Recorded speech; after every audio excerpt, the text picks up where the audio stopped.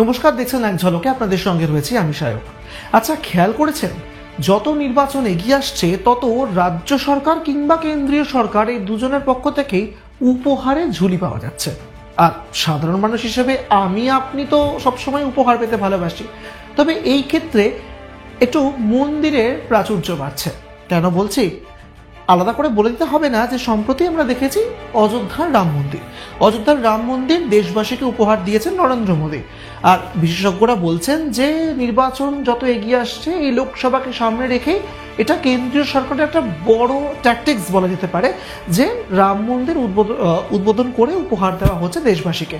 এবং তার ফলে উত্তরপ্রদেশ সহ একটা বিশাল দেশের অংশের মধ্যে কিন্তু সনাতনী হিন্দু মনোভাব নিয়ে যারা চলছেন, সেই ক্ষেত্রে ভোট ব্যাংকটাও একটা ম্যাটার করছে। এটা গেল আপনাদের সেন্ট্রাল গভর্নমেন্টের কথা বা কেন্দ্রীয় সরকার, বা যারা একেবারে দিল্লির মসনদে বসে রয়েছে। এবার আপনাদেরকে নিয়ে আসছি একটু পশ্চিমবঙ্গের দিকে। পশ্চিমবঙ্গের ক্ষেত্রেও খেয়াল করলে দেখা যাচ্ছে যে সেখানেও কিন্তু অনেকটা সিস্টেমটা একই রকমই চলছে।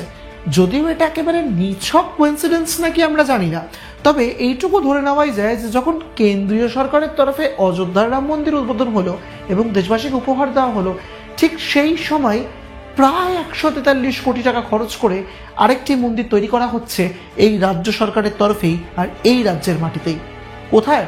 দীঘাতে জগন্নাথ মন্দির। একেবারে পুরীর জগন্নাথ মন্দিরের আদলে জগন্নাথ মন্দির তৈরি হচ্ছে দীঘাতে, নিউ দীঘায়। যদি আপনি স্টেশন থেকে বেরিয়ে যদি সমুদ্রের দিকে ফেস করেন, একটু ডান দিকে এগোলেই আপনি পাবেন সেই নতুন মন্দির। আর ইতিমধ্যেই সেই মন্দিরের কাজ প্রায় সম্পূর্ণ হয়ে এসেছে। 2024 সালেই এই মন্দির উপহার দেওয়া হবে রাজ্যবাসীকে।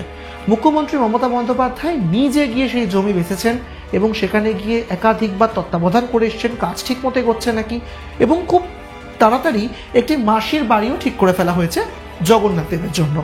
সেটি ইতিমধ্যেই জগন্নাথ মন্দির ছিল, তবে সেটিকে আরেকটু রেনোভেট করা হবে বলে শোনা যাচ্ছে এবং সেটাকে মাসির বাড়ি করা হবে। বোঝাই যাচ্ছে আগামী দিনে দীঘাতে তো মানুষের ঢল সবসময় থাকে। ছুটি পড়লো দীঘা, শনি রোববার যদি একসঙ্গে কেউ একটু ম্যানেজ করতে পারে তাহলেও দীঘা, আবার যদি শনি রোববারের সঙ্গে বাড়তি ছুটি পেয়ে যাওয়া যায় তাহলেও দীঘা। মানে বাঙালির দীপুদার সেই দীঘা কিন্তু সবসময় ফেভারিট, বাঙালির গোয়া বলা চলে যাকে। আর সেই দীঘাতেই কিন্তু এই জগন্নাথ মন্দির ইকোনমিক বুম তৈরি করবে বলে মনে করা হচ্ছে, অর্থাৎ অর্থনৈতিকভাবে অনেকটা এগিয়ে যাবে দীঘা। আর সেই দিকে আমরা যাচ্ছি না। দীঘা যতটা উন্নত হবে তত ভালো লাগবে, যেখানে আমি যাব, আপনি যাবেন এবং অনেক মানুষ আসবে, সেই জায়গার সামগ্রিক একটা উন্নতি দেখা দেবে। আরেকবার বলছি আপনাদেরকে যে যত নির্বাচন এগিয়ে আসছে, সেটা সেন্ট্রাল হোক কিংবা আমাদের পশ্চিমবঙ্গ, এই মন্দির উপহার দেওয়াটা যেন একটা রীতি হয়ে দাঁড়াচ্ছে সরকারদের তরফে। অন্যান্য খবরের জন্য আপনাদের চোখ থাক এক ঝলকের পর্দায়।